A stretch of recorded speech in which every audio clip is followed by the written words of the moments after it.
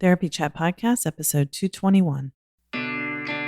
This is the Therapy Chat Podcast with Laura Reagan, LCSW-C. The information shared in this podcast is not a substitute for seeking help from a licensed mental health professional. And now, here's your host, Laura Reagan, LCSW-C.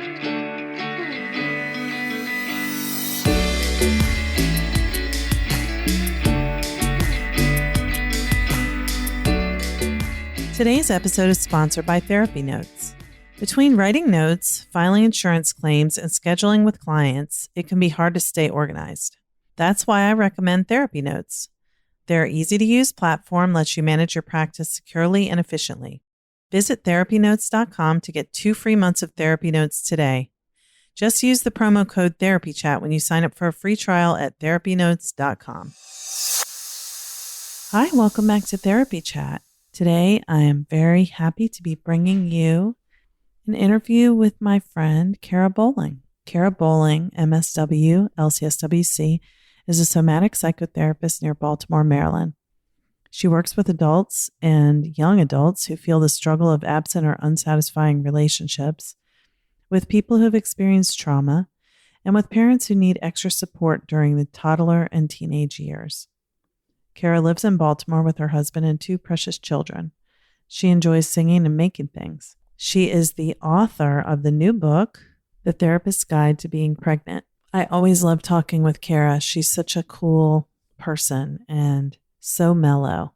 I feel calmer just being around her. I hope you will find this interview interesting. I love that Kara has written a book specifically for therapists about getting pregnant and how that can affect our clinical practice. So I hope that you'll find it interesting as well. Therapy Chat Podcast wouldn't exist without the support of its listeners. If you'd like to become a member, please go to patreon.com/therapychat. By making a $1 per month donation, you can help Therapy Chat keep going over the long haul. Thank you for your support. My guest today is Kara Bolling, LCSW-C. Kara, thank you so much for being my guest on Therapy Chat today. Thanks for having me, Laura. You're welcome. I'm so excited to talk to you. Listeners may not know that we're friends outside of podcasting. And and I'm so excited because you have a really big thing that you recently birthed. You birthed a big thing. I did. That's the way to put it. You actually birthed 2 big things recently, but one of them is your book. So I'm dying to talk to you about it. But before we even get into that, let's just start off by you telling our audience a little bit about who you are and what you do. Sure. So I am a clinical social worker and a somatic psychotherapist, and I practice in Ellicott City, Maryland, and I work with adults and young adults who are struggling in their relationships and maybe have some trauma history that's getting in the way of, how they're doing. And I also help parents who need little extra support during the toddler and teenage years. So I do some parent kind of coaching to help them connect with their kids and what their kids need. That's me professionally. Yeah. Do you want to say anything more that isn't professional? You don't have to.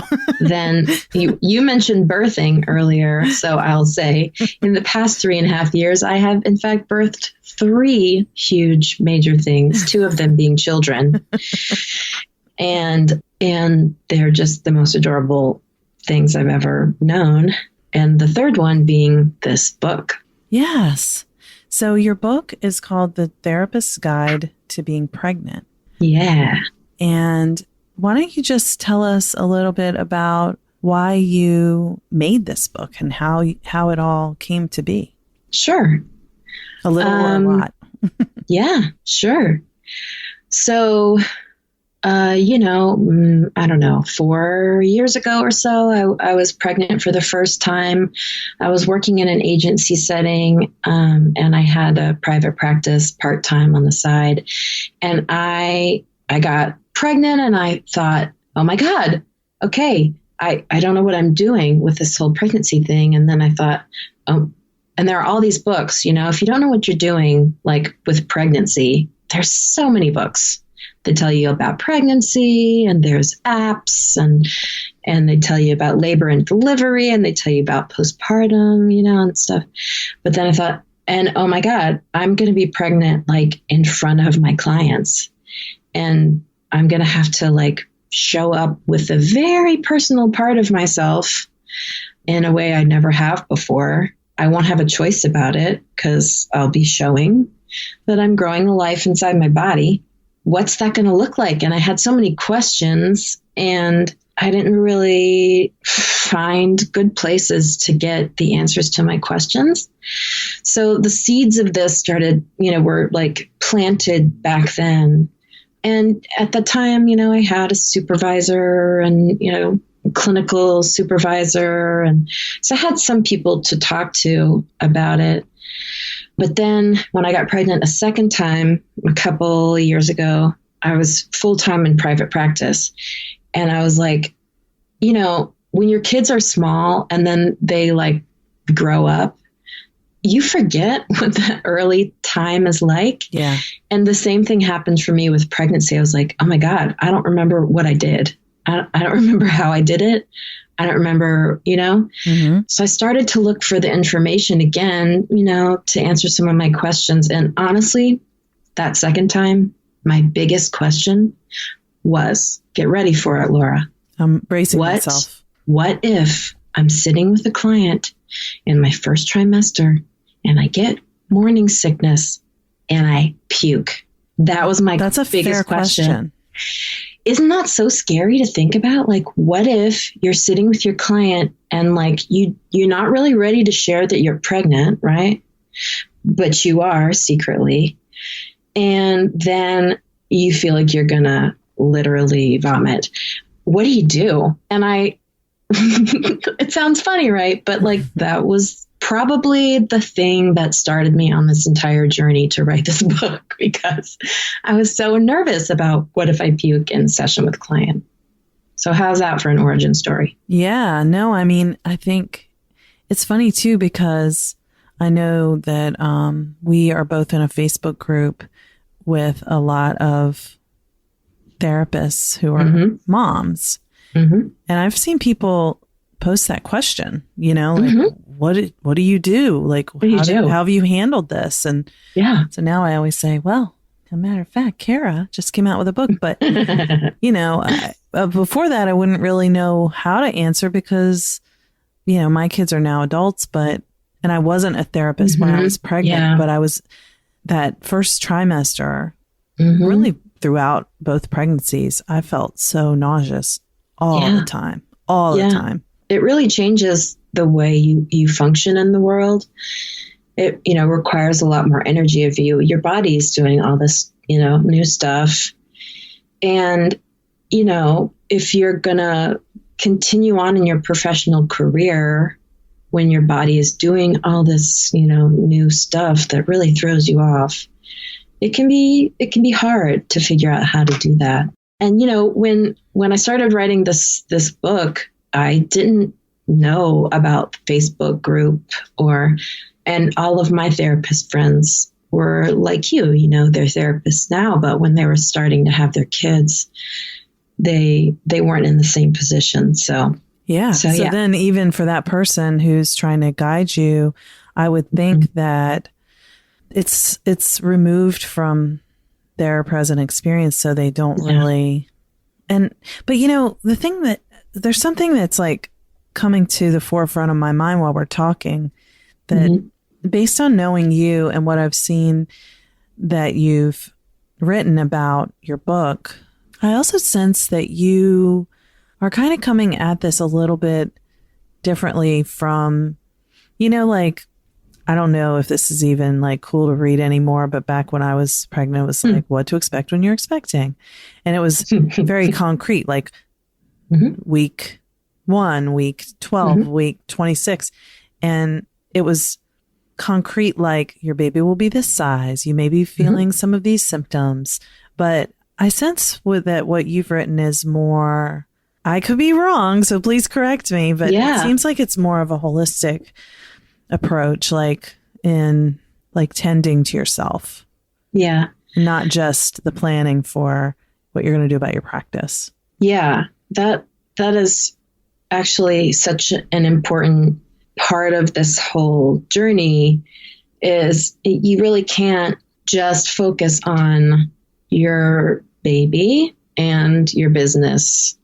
I mean, you have to think about your body and what your body needs. And, you know, some of us are really good at self-care, but honestly, like, I think therapists can sometimes struggle with that. Even when we tell our clients, like, self-care is so important and this is how you can get it. It can be hard for us to do. I mean, we're human too, right? And we're humans in this society that's very go, go, go, right, too. And then you get pregnant and all of a sudden, like, all the things that your body needs really, really, you know, expands. Like, I remember with my first pregnancy, I wasn't thinking about that. I was like, I was just focusing on business, professional stuff. And, you know, like, what's the nursery going to look like? Or that's what our culture tells you to do. Yeah, it's like, right. Just act like everything's normal. Don't change anything about how you operate in your day-to-day life, except buy things and plan cute outfits and decorating. Like get your maternity clothes on point. Exactly. Yeah. And how are you going to get that body back in shape in time? Exactly. After you have that baby. Exactly. Which I have sounds thoughts about that too, which is probably for another entire episode, but totally. So yeah, I do talk about that in the book. And, you know, the book doesn't really talk. I mean, what to expect when you're expecting is a great resource. I was encouraged by friends not to read it. No offense to the authors or anything, but there's a lot of like, these are the worst case scenarios that can happen. And that can be hard to hear. I thought it also might be kind of outdated. It might be. I think they probably update it, you know, regularly, but there are some pretty cool new voices on the, you know, preparing for baby scene. Like there's a book called, I think it's called Nurture. I'll have to look it up. Anyway, it probably is one of those like older fashioned books. And I wanted this book to sound like the way I talk and not like an encyclopedia of wisdom or something like that, because I'm just one person with, you know, one experience, and there's no way that one book can describe all the things, can say all the things that someone needs it to say. And so, yeah. Well, I know how you are and the way your energy feels. And if that comes through in the book, I think it'll be a wonderful resource for people because, you know, I know that it's like a planner style, which I think is really cool. Am I right? Yeah, you're right.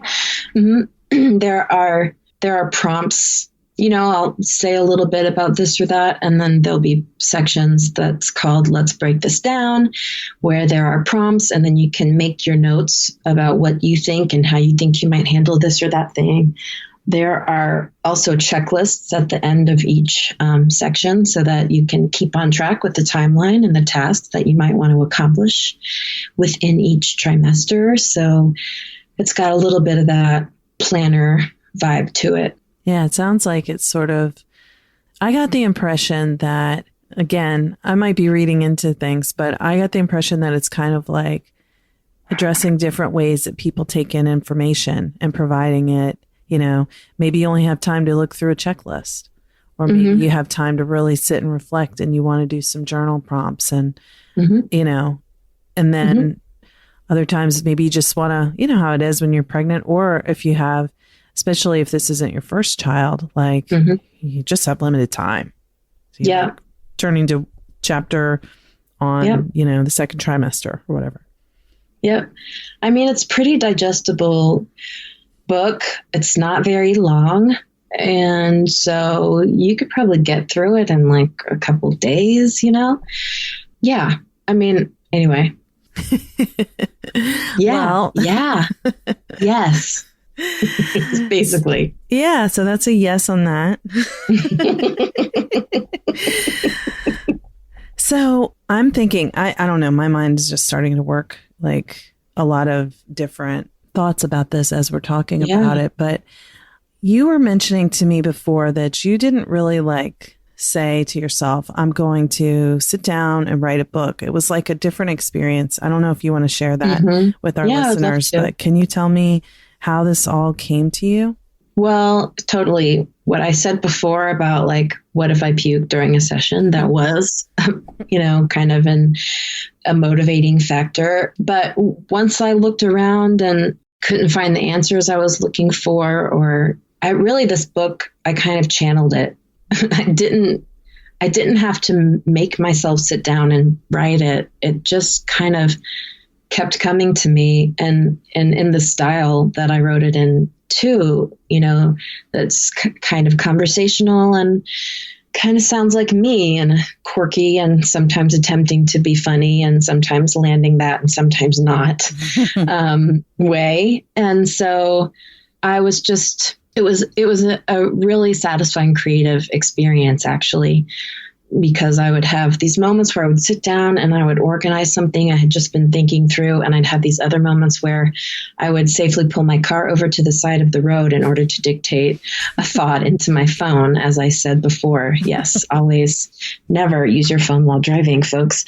So yeah, it just kind of came to me, which was really cool. Yeah. Just natural, just like birth. Yeah. Just like birth. Yeah. It's just going to happen. Yeah. And you just got to get it out of the way. That's right. Yeah. I mean, something that I'm thinking about is how when becoming a parent for the first time, it's like such a new and scary experience, and how, you want to, I don't know, maybe everyone's not like this, but you want to feel some control over what's going to happen. Oh God. Yeah. So when I was becoming a mom for the first time, it was like basically the control that I could find was finding out what to expect when I was expecting and making a birth plan. Yep. But then what I found out is that birth plans don't always go as planned. Labor and delivery doesn't always go as planned. #never. Yeah. Yeah. So oh man. Yeah. And you were sharing with me before that, your birth story plays into how this came to be as well. Yeah. I mean, when I was pregnant for the first time, I have very strong opinions about how the medical community treats women who are pregnant, and both throughout their pregnancies and during, labor and childbirth and postpartum too. And, it was like, this is the thought that I had in my head, Laura. It's like, I know all this stuff, and I'm going to do everything that I can to control this, that, and the other thing in order to rise above. It's like you had to put on this. Many women, I think, have this experience of having to put on this armor when they're preparing for their birth experience. So I was very much like that, I was like, and also, Laura, and I think this is the thing that therapists and private practice do, especially because it's so hard to feel like, or to get to a place where you feel like your business is financially viable or successful. I was going to not only rise above and be a warrior, in my pregnancy and birth experience, but I was also going to do it alone, Laura, by instead of hiring a doula, which #hire a doula, I was going to read the book on, You just become your own doula. Yeah, just become my own doula and encourage my husband, who had practically no child experience at all, to also read the book. Poor man. This poor man is so amazing. He had to read the doula book too? He read it with me. He did. He followed right along with me. He's amazing. Mm-hmm. So yeah, I mean, and how do you think that went for me, Laura? Not well. I imagine it may have backfired. It did. It was very hard to be in the hospital and have things not go the way that and actually to have things go the way that I'd always heard other women tell stories about it going, and to feel like all the things that I wanted to protect myself and my baby from, now I can't. It's like happening. Like he was 2 weeks late, which isn't uncommon for a first, pregnancy, but it was because he was sunny side up. So his face was facing forward instead of toward my spine. And so so I didn't want Pitocin. I didn't want a medicated birth. I didn't want an epidural, and I wanted to have a vaginal birth. And I got Pitocin, and I got an epidural, and I got a cesarean for my first childbirth experience. And, there can be a lot of grief with that. There was a huge amount of grief and trauma with that. Yeah. So when I was writing the book, then, during my second pregnancy, I was also processing a lot of the trauma of my first birth experience, and really realizing the ways that I was getting in my own way by not reaching out for support and by trying to manage everything. And so, there's a little bit of that, like, learning in there too. My second birth was wildly different. I wanted to have a home birth my second time around. And so I hired a home birth midwife who was amazing, and her whole team was amazing. I hired a doula who is amazing. If you want to put links to all of their businesses in the show notes. I mean, I can't say enough amazing things about the team that I had around me for the second time. And still, at the nth hour, I think I was, a week shy of 40 weeks. So that equals 39 weeks, Laura. I developed this condition called cholestasis, which, don't ask me to explain, it doesn't matter, but which meant I wouldn't be able to have a home birth. I was going to have my birth in the hospital, which was like, oh my God, it's going to happen again. But I think because I had so much more support on my side the second time around, I had a very different experience. I mean, again, I wasn't controlling it by having support, but it just felt different, even though I didn't have the exact birth plan that I wanted to have. So those are the snippets I would say, about my birth stories. Yeah. Let's just pause for a moment so I can give you a little bit more information about why I love therapy notes. I switched to therapy notes a few years ago. I'd say it's about 3 years now, I believe. And I have never regretted it. I was very happy with the EHR I used before, but therapy notes is more intuitive. I love the interface. The customer service is fantastic. And I love how I can get my notes done quickly because I can customize the template that I use for my notes, and there are opportunities to put check marks rather than having to write out the intervention used. So I have cut my time spent writing notes way down, which is wonderful because I like to focus on seeing clients.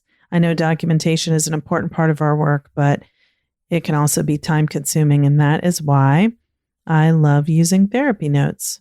If you are considering switching EHRs or you're looking for one to use in your practice, give Therapy Notes a try. You can get 2 free months by using the code TherapyChat. Now let's get back to our interview. Yeah, I mean, and that's very helpful. I mean, just hearing that, to me, it's like you can plan, but you can't control. But the important message of allowing yourself to receive support. And if your book is helping pregnant therapists to identify and focus on where they may need support and what kind of support they want, right? I think that could be hugely beneficial. Yeah, I really do try to stay in that lane. Yeah. With the book. And so why don't you just tell our listeners, sort of give them like an overview of what's really in the book? Sure. So the book is broken down into 3 sections based on trimester. So first, second, and third trimester. And in each of those sections, the book, what I'm trying to do in the book is to help people be able to look at the kind of the experiences you might have, especially in your therapy room during that trimester, and the decisions that you might be faced with in each trimester, both clinical decisions and, small business decisions. And so, in the first trimester, it's a lot about how to get through because, a lot of us have, actually, I don't know if it's a lot of us, maybe 50% of people have, morning sickness, but, there are all kinds of things that can happen to bodies in the first trimester. There's morning sickness, but there's also exhaustion and things like that. And also in the first trimester, a really important thing to think about is financial planning for maternity leave. Like if you have any intention of having children in your life, whether it is through birth or adoption, and you have your own private practice or small business, you should probably start planning for that right now, because clinically and professionally, it is absolutely feasible to take a months-long break from your business. But it's really important to have some financial planning in place so that, some of the ongoing expenses that you have are covered. Your family expenses, however you contribute to your family expenses during your leave, are covered. So you have that peace of mind to just be home in your sweatpants, nursing a baby or sticking a bottle in somebody's mouth. And resting and recovering. And resting and recovering. Thank you, Laura. And not thinking about your business and not answering emails and not worrying about how bills are going to be paid. And all that takes, planning. So that's the first trimester. Second trimester is like the biggest part of the book, I think, because there's so many, most of the clinical decision making that you have is in the second trimester. The second trimester is when at some point you're probably going to start telling your clients, this is what's happening in my life and this is how it will affect you in our work together. And these are my plans for, a leave of absence. And also, for the reality that plans change and that control is an illusion, especially when you're pregnant. A due date is an estimate. It is not something that you can depend on in terms of when your baby is going to show up in the world.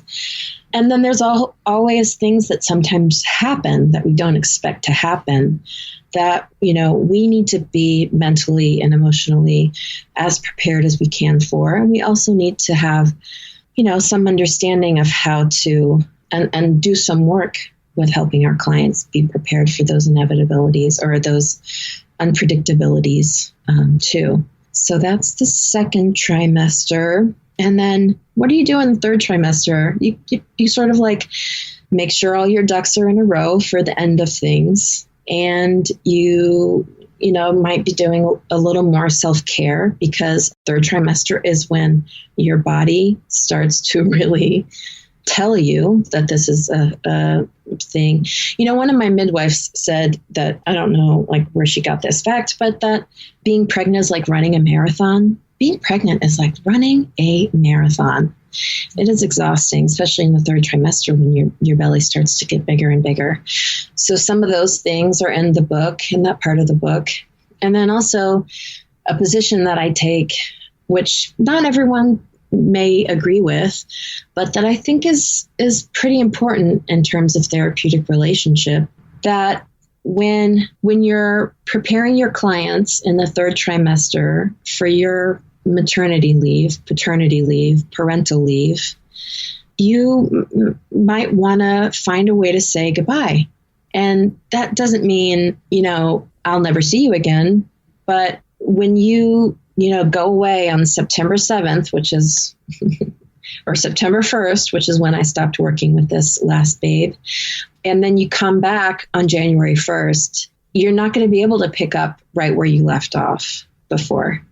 It's going to be different. You're going to kind of need to get to know each other in a different way. And so in the process of saying, quote, goodbye, what you get to do is you get to celebrate all the work that you've done with your clients over, the past however many months or years you've been working with them, which I think is really important clinically. And yes. I think sometimes we can feel afraid of that because, then we think, oh, well, if I say goodbye to my client, then they won't come back. But if they're really done, then you'll really know, and they'll really know. Like if they're ready to take a break, then isn't that such a gift to give them, to be able to celebrate all the work that they've done and to celebrate the decision that they, have made? Not everyone is going to leave you inevitably. Your clients, the clients that really want to keep working with you, they are going to come back. And you will attract new clients when you come back from your parental leave. But anyway, so that's a position that I take that is, I think, important work to consider, at least in the third trimester. So that's the book, Laura. Yeah. There it is. Well, and I agree with you that that is really important to do. And even though your clients may not stop working with you, you're going to be a different person when you come back too. Exactly. Exactly. In more ways than you can imagine. Mm-hmm. Yeah. And I think it's a beautiful opportunity. I feel like there's so much clinical. It's like one way to think about it when I see people asking these questions, it's like, how soon should I tell my clients I'm pregnant? Mm-hmm. And some of my clients may be triggered by this. And, it's like, this is happening. It's in the room. Yeah. We can try to control and manage and pretend it's not, but it's still happening. Yeah. Mm-hmm. It may be triggering for some of your clients. So how are you going to work with that? Yeah. How are you going to work with whatever comes up for you when they get triggered and what, exactly. Yeah.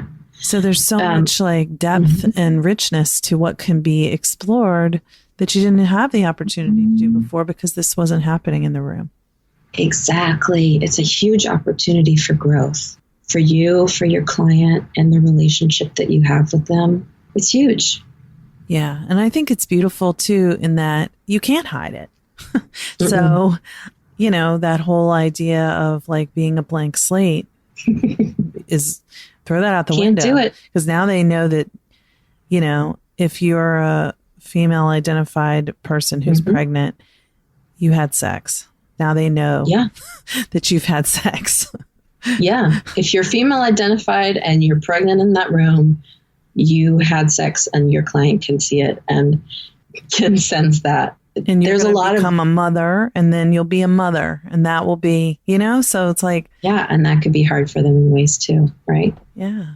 It's like I don't know. I don't want to get into details like this because for every single one of your clients, it's going to be a little bit different.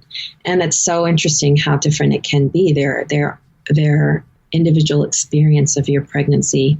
If somebody tells you they're fine, they're not having any reaction at all, it's probably something to be explored in and of itself. Or if they don't notice. Yeah, or if they don't the whole notice. 9 months. Mm-hmm. which I have had happen. Not the whole 9 months, because obviously at some point I tell. Yeah. But I told. Yeah. Well, I think this sounds beautiful. And I'm so excited for you, so happy for you. And I know that you are sharing a lot on Instagram right now and other social media about the book and helping people realize like how it helps. I think that it sounds so cool. Yeah, thank you, Laura. This is actually, deciding to finish this book and put it out into the world meant, and to self-publish it, by the way, meant that I was going to have to finally have an Instagram account. Mm-hmm. So it's been a real learning process, and it's fun, when I feel like I have the time for it. You seem like a total pro. Oh, thank you. My God. But I have Canva to thank for that. To create and to think about the material that's in the book in different ways, how to explain it or talk about it in different ways, but also to engage. There's a hugely rich community of people online, and especially therapists on Instagram. So that's pretty cool. Hey, Laura, one thing that I'm remembering that I kind of just want to say, because it's not really evident in the title of the book or anything, but is that the book is in the book, I make an effort. I have made an effort in writing the book to use gender neutral language, because not all pregnant people identify as women. And so there's no hey mama, language in there. In fact, I don't use mama or mother, I think, in the book at all. There's no mention of the word mama or mother. So I think if you're a woman, and if you identify as a woman and you read this book, it's going to feel supernatural to you. But also if you identify as, non-binary, it's also hopefully going to be easily readable too.